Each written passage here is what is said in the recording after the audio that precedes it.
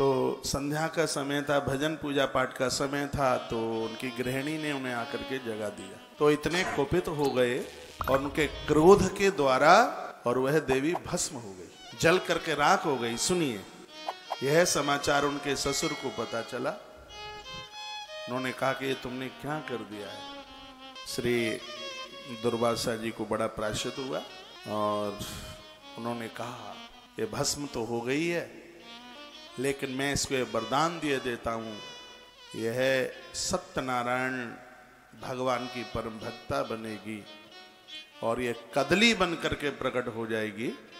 उसी समय उस भस्मीभूत राख में से केले का पेड़ निकल करके तैयार हो गया।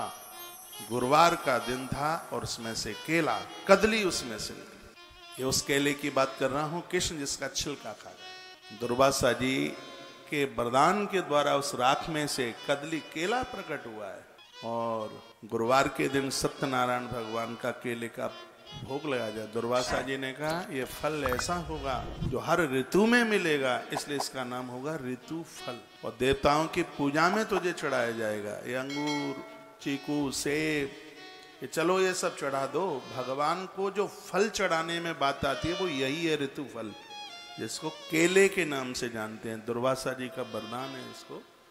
और एक ऋषिका में से केला प्रकट हुआ है, तो केले का वृक्ष है, एक ऋषि पत्नी में से इसकी प्राकट्यता हुई है। इसकी बहुत बड़ी महिमा है।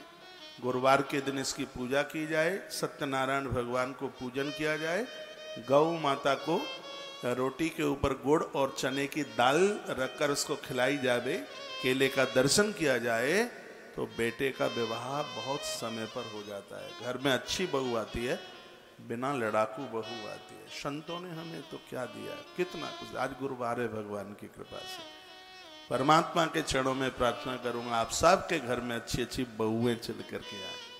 तो पता लगा केला कहां से प्रकट हुआ है। ऐसे ही बेलपत्र के प्राकट्य की बात कही है, आंवला भी ऐसे ही प्रकट हुआ है, तुलसी भी ऐसे ही प्रकट